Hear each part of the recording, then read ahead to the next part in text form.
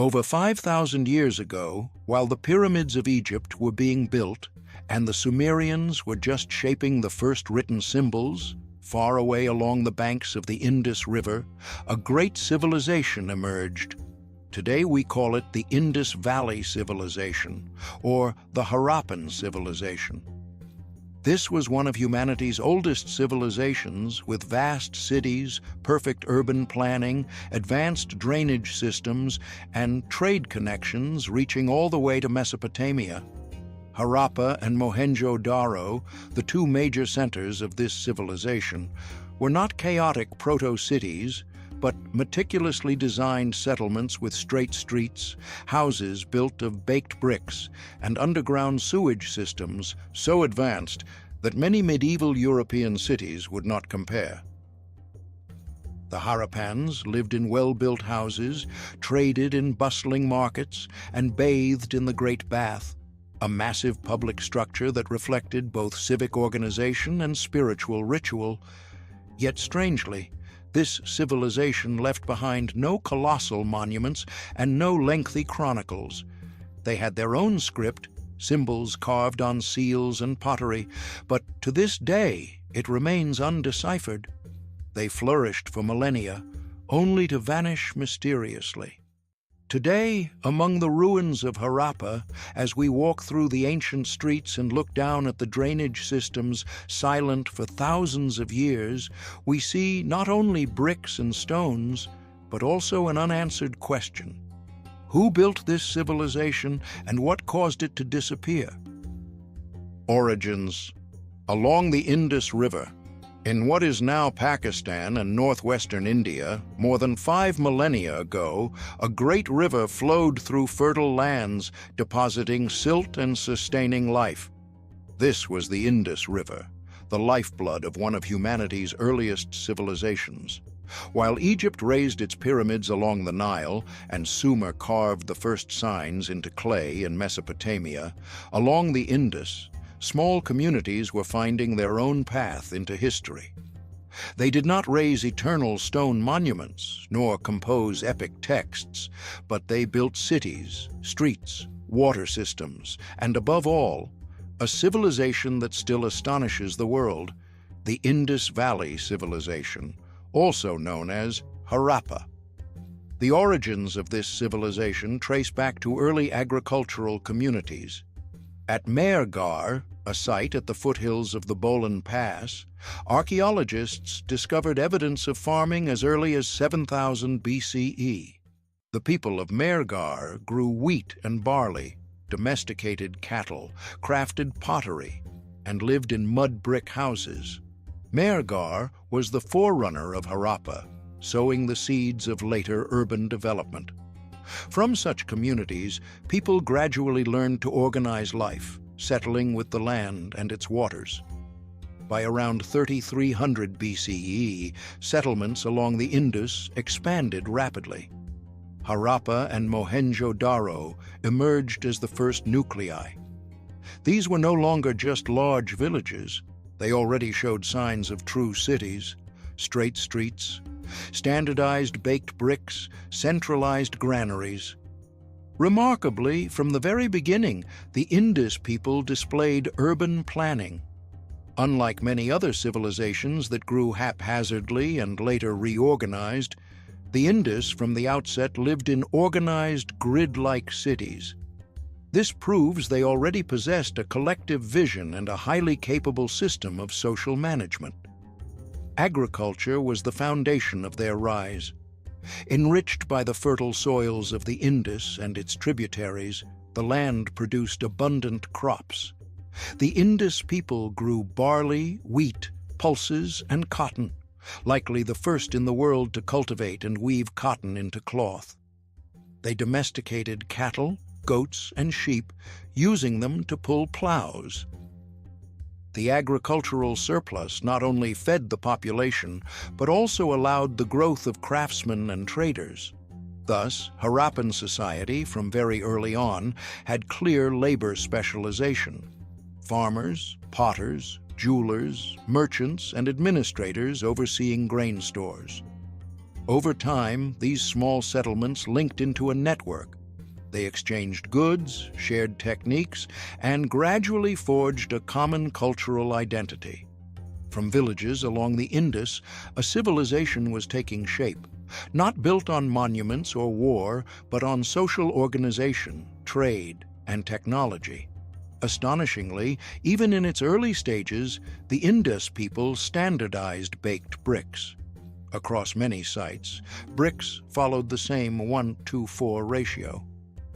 This indicates a centralized regulation from the very beginning, a level of uniformity unmatched by other civilizations of the same era. For this reason, many scholars call the Indus the world's first urban civilization. Beyond bricks, they used copper, stone, and crafted fine pottery with intricate designs. Small steatite seals carved with animals, bulls, elephants, rhinoceroses, tigers, appeared early on. These seals also bore unique symbols. The Harappan script, one of the world's earliest writing systems, still undeciphered today. Its presence from the beginning shows their awareness of record-keeping, administration, and communication. The origins of the Indus civilization carried little sign of violence. Archaeology reveals scant evidence of warfare during the early period. No massive fortresses, no large arsenals, no imposing defensive walls. Instead, there were granaries, drains, and orderly houses. From the outset, the Indus people seemed to choose a path of building society through cooperation, not conquest. This set them apart from Egypt or Mesopotamia, where power was tied to war and kingship. By 3000 BCE, Harappa and Mohenjo-Daro had grown into nuclei of civilization. Streets were laid out in grids. Centralized grain stores showed organized governance. Internal trade flourished, and Harappan pottery and seals spread across the region. A distinct Harappan identity had formed, defined by baked bricks, urban planning, seals, and the life-giving Indus River. And when the sun rose over the Indus, shining on brick-built villages, barley fields, and herds of cattle, it was clear a civilization was taking shape. It had no pyramids, no giant temples, no divine kings. But it had another kind of power, the power of organization, community, and collective vision. And it was this power that carried the Indus Valley from humble origins into a brilliant era, making it one of the greatest civilizations of humankind. The Golden Age, cities, and trade. If the origins of the Indus Valley were the story of small farming communities along the river, then its golden age was the moment when those communities transformed into perfectly planned cities, bustling, sophisticated, and far more advanced than many other civilizations of the same era. From around 2600 to 1900 BCE, Harappa, Mohenjo-Daro, and dozens of other centers rose together, forming a vast urban network stretching from the Punjab in Pakistan to Gujarat in India. Covering millions of square kilometers, this civilization spanned a region larger than Egypt and Mesopotamia combined. And curiously, they achieved this brilliance not through colossal pyramids or epic military campaigns, but by choosing another path: cities, trade, and centralized social organization. Entering Mohenjo-Daro, its Sindhi name meaning Mound of the Dead, one is astonished by the city's layout. Wide streets ran in parallel lines and crossed at right angles, forming a complete grid. On either side stood multi-story brick houses with staircases, private wells, and inner courtyards. These were not mansions reserved for elites. Many ordinary homes shared similar designs, suggesting a relatively even standard of living. Some even had private drainage systems connected to the city's underground sewers, an extravagance that many medieval European cities, thousands of years later, still lacked. The highlight of Mohenjo-Daro was the Great Bath. This massive water tank, lined with baked bricks and sealed with bitumen, had stairways on both sides and its own water supply and drainage system. Scholars believe it was not merely for bathing, but for ritual purification ceremonies. It reveals how the Indus people valued cleanliness and collective ritual. When the community bathed together in this public monument, it was not just about cleansing the body, but also about purifying the soul. At Harappa, the picture was similar: straight streets, organized neighborhoods, and above all, enormous granaries. These brick-based storage structures held vast reserves of grain, proving that a strong central authority managed food supplies for the entire city. This was not the wealth of an individual ruler, but prosperity shared collectively. Beyond the two great centers, dozens of other cities thrived: Dholavira, Lothal, Kalibangan, Mohenjo-Daro, and more. All followed the same urban blueprint: standardized baked bricks, rectangular streets, water systems, and underground drainage. This demonstrated a cultural and technical uniformity across a vast territory. From Punjab to Gujarat, from the Indus River to the Arabian coast, the people of the civilization lived by the same standards. This prosperity rested not only on agriculture, but also on trade. The Indus exchanged goods with Mesopotamia. The Akkadian and Sumerian texts refer to a distant land called Meluha, believed to be the Indus Valley. They exported cotton, carnelian beads, precious stones, wood, and spices, while importing metals, especially copper and tin for bronze. Lothal, a port city, even had what is considered one of the world's oldest known docks, proof that the Indus people mastered maritime trade, not just caravans across deserts. Within the civilization, commerce flourished as well. Harappan seals, small stone tablets engraved with animals and symbols, were used to mark and secure goods. Each seal bore its own motif: bulls, elephants, rhinoceroses, tigers, water buffalo. The accompanying inscriptions were in the Harappan script, still undeciphered today. Yet they clearly reveal a complex system of trade administration, much like corporate logos or trademarks today. Crafts and industries reached remarkable levels of refinement. Jewelers made ornaments from gold, silver, copper, and precious stones. Potters produced red ceramics with intricate black motifs. Weavers spun and wove cotton, the first in the world perhaps to do so. Women wore bangles, necklaces, and earrings. Men donned cloaks and headdresses. Small terracotta figurines, such as Mother Goddess statues or the famous Priest King with his patterned robe, give us glimpses of Indus elegance, solemnity, and symbolism. What is striking, however, is what is absent. In all this brilliance, there is no evidence of absolute kingship or great wars, no pyramids, no royal tombs, no colossal statues. Houses were fairly uniform, no palaces stood out.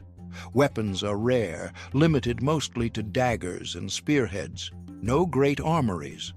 This has led many scholars to believe that the Indus society was relatively egalitarian, functioning through centralized administration and communal consensus rather than through violence. While Egypt was built around the power of pharaohs and Mesopotamia around warrior kings, the Indus may have chosen a different model, an urban society grounded in community and trade. This is what makes the Indus Valley Civilization unique. In Mohenjo-Daro, one does not encounter towering temples, but an organized, convenient, and clean city. In Harappan seals, though undeciphered, one sees refinement and uniformity. In the Great Bath, one perceives not the power of a king, but the strength of a community. The golden age of the Indus Valley was when people, through social organization, trade, and technology, transformed the Indus Plain into a vast network of thriving cities, far ahead of their time. It was not an age of epic battles recorded in chronicles, but one whose cities still astonish humanity 5 millennia later. Society, culture, religion, and daily life. If the straight streets, baked brick houses, and intricate seals were the body of the Indus civilization, then its society, culture, religion, and daily life were its soul, the living force that animated those cities. And within this soul, we see a civilization unlike any other, not built on war, not remembered for pyramids or monumental statues, but for its sense of community, trade, belief, and the quiet sophistication of everyday life. The Indus society seems to have followed a unique model. There is no clear evidence of a single all-powerful ruler like a pharaoh in Egypt or a warrior king in Mesopotamia. There are no grand palaces, no triumphal monuments. Instead, we find vast granaries, public works such as the Great Bath, and complex drainage systems. This suggests that power may have belonged to a collective authority or council rather than to one individual. Many scholars therefore describe it as a communal and egalitarian society, a rarity in human history. Social classes were defined more by occupation than by military might. Merchants formed the backbone, for trade connected the Indus with Mesopotamia and Central Asia. The Harappan seals stand as proof, each like a unique trademark used to secure goods. Craftsmen held vital roles. Jewelers worked gold, silver, and gemstones. Potters created red vessels decorated with black motifs. Weavers spun and wove cotton, perhaps the world's first cotton textiles. Farmers sustained the foundation, cultivating barley, wheat, peas, cotton, and raising cattle, goats, and sheep. Society functioned in harmony, each group contributing, all bound together to keep the cities alive. Daily life reveals an extraordinary concern for cleanliness and order. Most houses had private wells, bathing rooms, and drainage systems leading into covered sewers. The drains were capped with bricks and fitted with inspection holes for cleaning, details that show a remarkable commitment to public hygiene, astonishing for the age. Children played with terracotta toys, small carts, wheeled animals. Women adorned themselves with bangles, necklaces, and beads. Thousands of beads of carnelian, lapis lazuli, jade, and glass have been found. These details paint a society that cared not only for survival, but also for aesthetics and the life of the spirit. Culturally, the Indus people left behind powerful symbols. Their seals depict animals, bulls, water buffalo, elephants, rhinoceroses, tigers. These may have held religious meaning, representing fertility, strength, or natural power. One seal in particular shows a horned figure seated cross-legged, surrounded by wild animals, the famous Pashupati seal. Many scholars believe this may be an early form of Shiva, suggesting that elements of Hinduism may trace their roots back to the Indus. Religion seems closely tied to fertility and nature.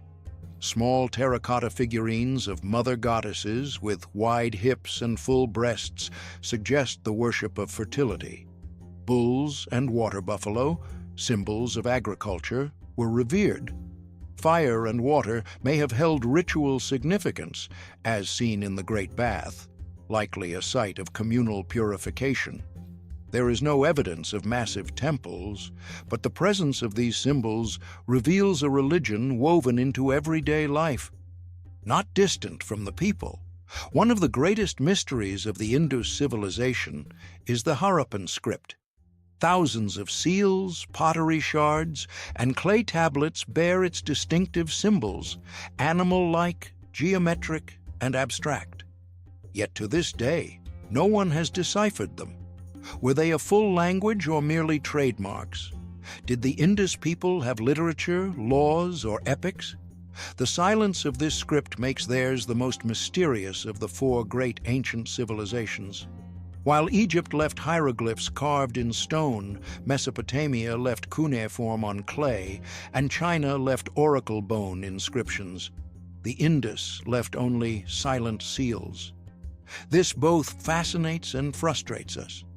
Perhaps within those symbols lie their laws, their poetry, their history, but we cannot read them.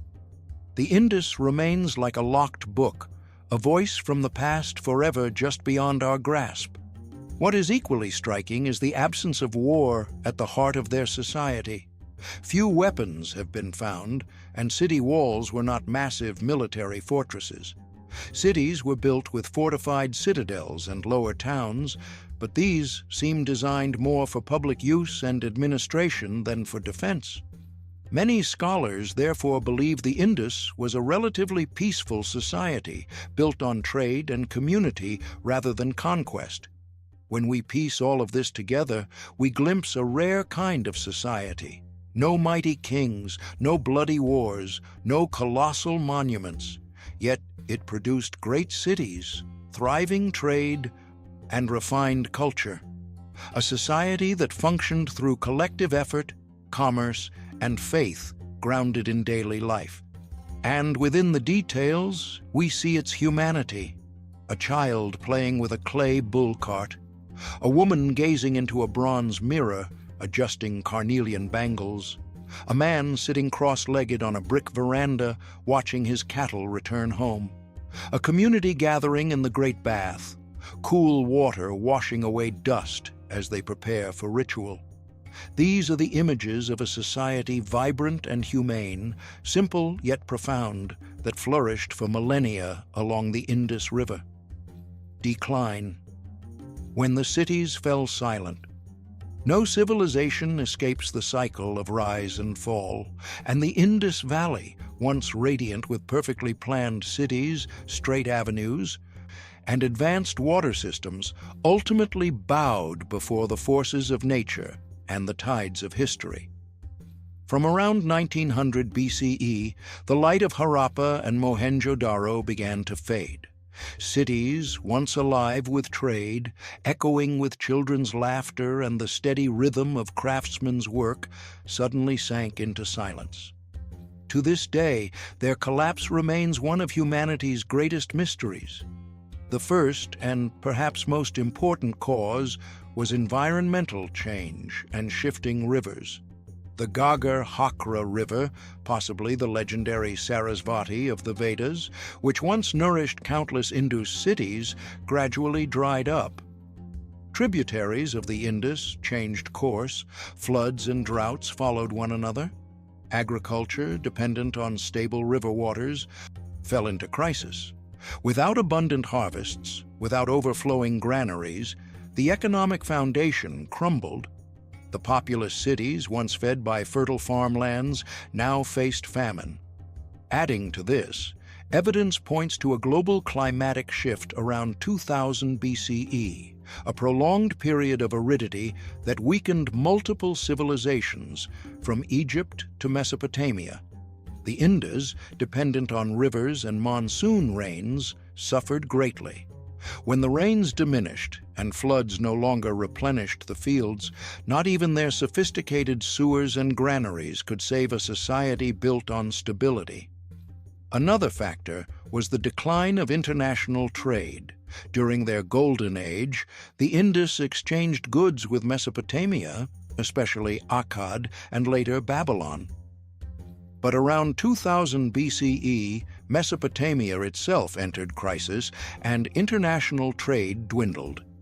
Harappan seals ceased to appear frequently in Mesopotamian sites. With this link severed, the Indus economy lost a crucial pillar. Internally, society began to fragment. Major cities such as Mohenjo-Daro and Harappa were gradually abandoned. Bustling streets grew empty, populations moved to smaller settlements, relying more on local subsistence farming than long-distance trade. A once unified network of cities, bound by standardized bricks and shared urban planning, shattered into scattered communities. Another theory is the arrival of the Aryans, nomadic groups from Central Asia who migrated into India around 1500 BCE. Vedic texts speak of ancient cities and ruins, and the Aryans saw themselves as successors. Some scholars believe they may have clashed with Indus inhabitants, hastening the collapse. Yet archaeological evidence for large-scale war is scarce.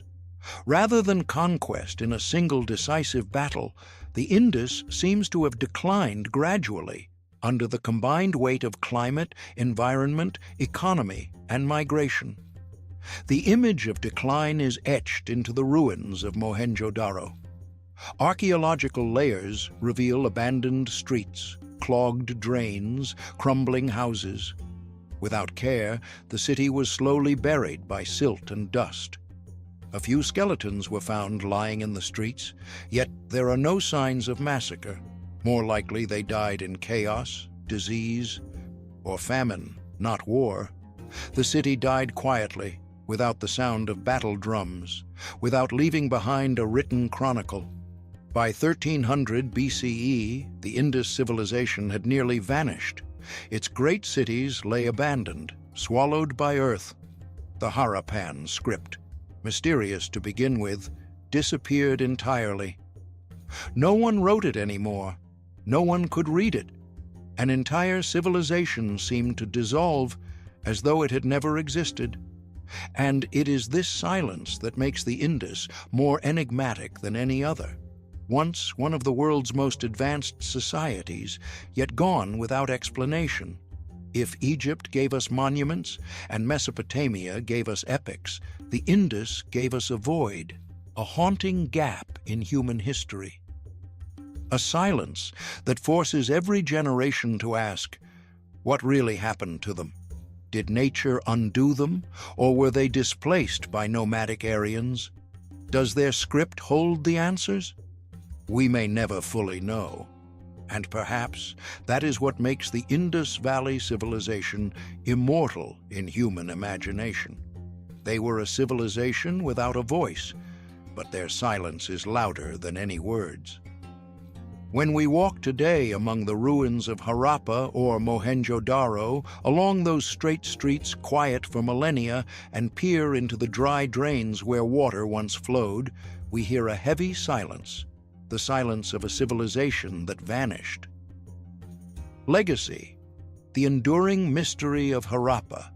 The Indus Valley Civilization vanished more than 3,000 years ago, yet its legacy never truly faded. On the contrary, it is precisely the silence, the unresolved mysteries, that have turned it into one of the most captivating civilizations in human history. And that legacy lies not only in bricks and seals, but also in culture, religion, memory, and even in the very identity of the Indian subcontinent today. First and foremost, the most visible legacy is urban planning and engineering. Over 5,000 years ago, while much of the world still lived in primitive villages, the people of the Indus built cities with straight streets, laid out on a grid. They used standardized baked bricks, with the same ratios, across dozens of cities spread over thousands of kilometers. They had underground drainage systems, wells in nearly every home, covered sewers, and centralized granaries. These were technologies that even Rome, famous for its aqueducts, would not achieve until more than a millennium later. Today, when urban planners look at Harappa or Mohenjo-Daro, they are still astonished by the organization and foresight of this civilization. Another crucial legacy is trade and international connectivity. The Indus did not exist in isolation. They traded with Mesopotamia, Central Asia, the Persian Gulf, and perhaps even farther. Harappan seals have been found in Ur and Susa, proving that Indus merchants once moved throughout the Near East. The trade routes they forged laid the groundwork for later East-West exchanges. In some sense, the Indus were among the earliest pioneers of global commerce. Culturally and religiously, the Indus left behind images with lasting influence. The mother goddess figurines, with their fertility symbolism, echo in later Indian traditions where the goddess Shakti became a supreme divine force. The Pashupati seal, a horned figure seated in meditation surrounded by animals, is often seen as a precursor to the Hindu god Shiva. The reverence for cattle and water buffalo in the Indus still resonates in Hindu culture today. These elements show that though the Indus disappeared, their spirit continues to flow through the veins of South Asian culture for millennia. One of the strangest legacies is the Harappan script. Thousands of seals and clay tablets have been discovered, engraved with unique symbols, yet no one has deciphered them. We do not know whether they represent a full language or simply trademarks. We do not know if the Indus had poetry, laws, or epics. This silence has turned the script into one of history's greatest enigmas. And precisely because of it, the Indus civilization is never forgotten. Each generation of scholars attempts to decode it, and each failure only makes the civilization more mysterious. The Indus also left behind a social legacy. It is one of the rare ancient civilizations not built upon warfare or absolute monarchy.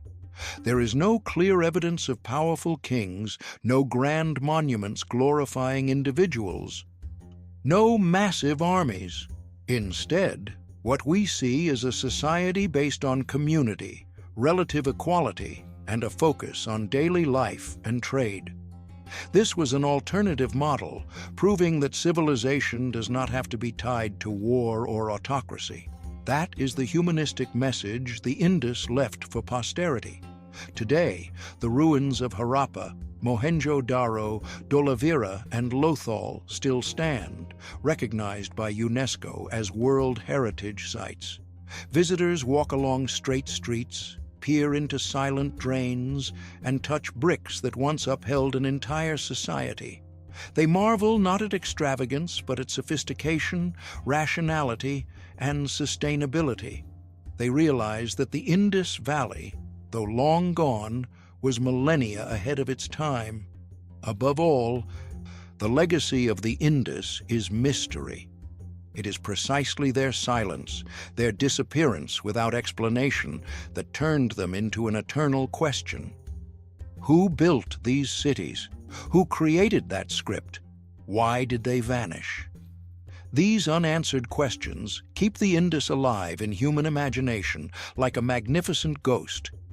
If Egypt inspires awe, if Mesopotamia inspires wonder, then the Indus inspires restlessness, for we know too little, and it is this absence that makes them immortal.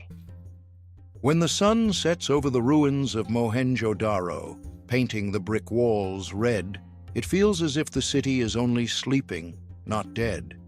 And in that silence, the Indus Valley Civilization still whispers, "We were here, we once thrived, and we will live forever in your memory as a mystery without end."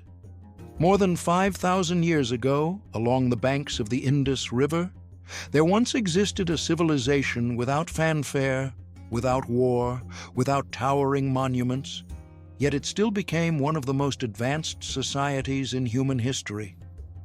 They built cities laid out like grids, with underground sewers, wells, and massive granaries. They traded with Mesopotamia, crafted exquisite jewelry, wove the world's first cotton textiles. And they lived in a society that was almost egalitarian, where there was no pharaoh, no legendary warlords, only communities building together. Then one day, it all vanished. Harappa and Mohenjo-Daro were abandoned, the Harappan script fell silent. The seals unread, the cities lying lifeless beneath dust and sand. No king was remembered, no epic was passed down. Only baked bricks, empty drains, and an unsolved mystery remain. And perhaps it is this very silence, that is their eternal legacy. The Indus Valley did not die. It lives on as a great question, a book without answers, an immortal memory in the history of humankind. Today, when we walk among the ruins of Mohenjo-Daro, listening to the wind sweep through its straight streets, we can still hear the echo of a lost civilization. We had no monuments, but we had cities. We had no epics, but we had mysteries, and it is these mysteries that will keep us alive forever.